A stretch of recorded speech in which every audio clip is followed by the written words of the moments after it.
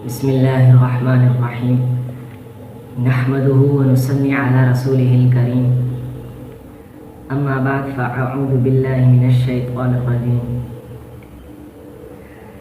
الحمد للہ رب العالمین۔ تمام تعریفیں اس اللہ تعالیٰ کے لیے، اس اللہ کی ذات کے لیے جس نے تمام جہانوں کو پیدا کیا اور اس ساری کائنات کو جو ہے انسان کے لیے بنایا، اور اس کائنات میں تمام چیزوں کو، جتنی بھی چیزیں ہیں دنیا کے اندر، ان کو انسان کے تابع کیا، تو وہ ساری کی ساری چیزیں انسان کے تابع ہیں۔ تو اللہ پاک نے ہم پر بہت بڑا احسان کیا ہے۔ تو سب سے پہلے میرے بھائیوں، دوستوں، بزرگوں، سامعین جو بھی بات سن رہے ہیں، وہ سب سے پہلے اس بات کو نوٹ فرمائیں کہ بھائی ہم کہیں بھی دین کی بات کو سنیں یا کسی سے سنیں، کسی تبلیغی سے سنیں، کسی مولوی سے سنیں، کسی عالم حضرات سے سنیں، تو ہم جو ہے اس چیز کو زیادہ تر دیکھتے ہیں کہ بھائی یہ آدمی تو فلاں ہے، اس کو تو میں جانتا ہوں، تو ہم اس چیز کو نوٹ نہ کریں۔ تو ہمیں یہ دیکھنا چاہیے کہ بھائی یہ آدمی جو بات کر رہا ہے دین کی، اللہ اور اس کے رسول کی بات کر رہا ہے، ہمیں اس چیز کو دیکھنا چاہیے کہ یہ اللہ اور اس کے رسول کی بات کر رہا ہے، تو ہمیں اللہ اور اس کے رسول کی بات کو لینا چاہیے۔ تو میں ایک اپنا سا طالب علم، تو میں آپ کے سامنے جو بھی بات کروں گا قرآن و حدیث کی بات کروں گا، قرآن و حدیث سے باہر بات نہیں کروں گا۔ تو میری جو بھی بات ہوگی یا تو قرآن سے ہوگی یا تو حدیث سے ہوگی۔ تو چلیے ہم اپنے بات کی طرف چلتے ہیں کہ آج ہم دیکھیں دنیا کے اندر ہر انسان پریشان ہے، ہر بندہ پریشان ہے اور غموں کے اندر مبتلا ہے، کسی کو چین سکون نہیں مل رہا۔ یہ چین سکون کیوں نہیں مل رہا؟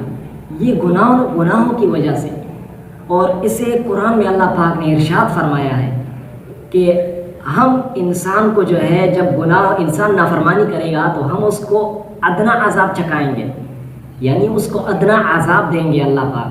وہ ادنا عذاب کیا ہے؟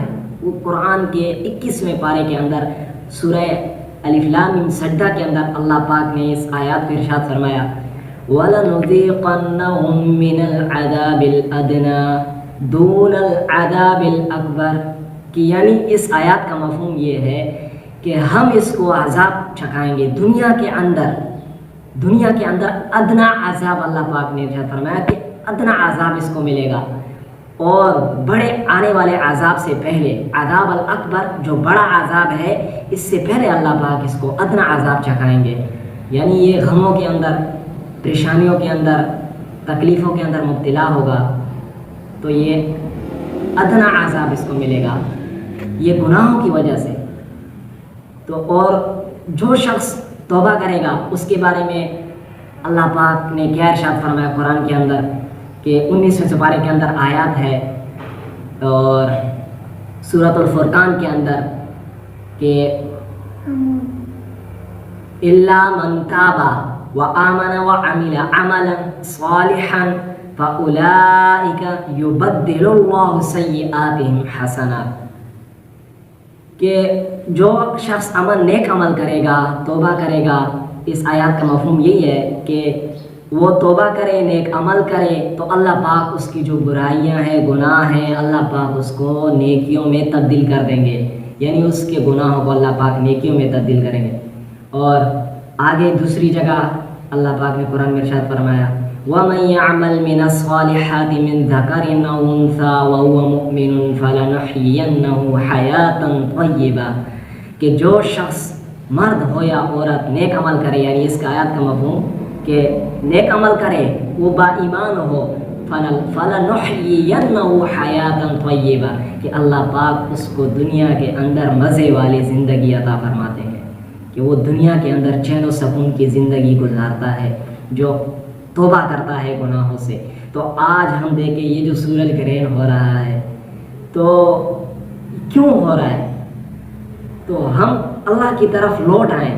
اللہ ہمیں دنیا میں یہ چھوٹے چھوٹے نشانیاں دکھلا کر تو ہمیں اللہ اپنی طرف بلانا چاہتا ہے کہ ہم اللہ کی طرف لوٹ آئیں، کہ ہم اللہ سے رجوع کریں اپنے گناہوں کی۔ ایک قرآن کے اندر ایک اور آیات کے اندر اللہ پاک نے فرمایا وَأَنِ اسْتَغْفِرُوا رَبَّكُمْ، تم اپنے گناہوں کو اپنے رب سے معاف کراؤ، ثُمَّ تُوبُوا إِلَيْهِ، پھر اس پر رجوع کرو، کس سے؟ اللہ سے۔ تو ہم اپنے گناہوں پر اللہ توبہ کریں اور اللہ سے رجوع کریں۔ پھر آگے ہے یُمَتِّعْکُم مَتَاعًا حَسَنًا إِلَىٰ أَجَلٍ مُّسَمًّى، کہ اللہ پاک تمہیں ایک مقرر وقت تک سامان زندگی دے گا اور اچھا سامان زندگی دے گا۔ اگر ہم گناہوں سے توبہ کریں گے تو ہمیں دنیا کے اندر کیا ملے گا؟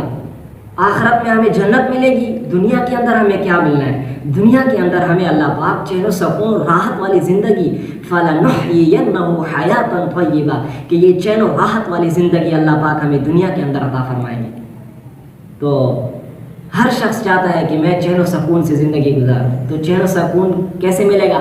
تو اللہ کی طرف لوٹ آنے سے، کہ ہم اللہ کے دربار میں لوٹ آئیں، ہم اللہ کے دربار میں گر جائیں، ہم اپنے گناہوں پر ڈٹے نہ رہیں، ہم اپنے گناہوں سے توبہ کر کے اللہ سے جو ہے تعلق جوڑیں اپنا۔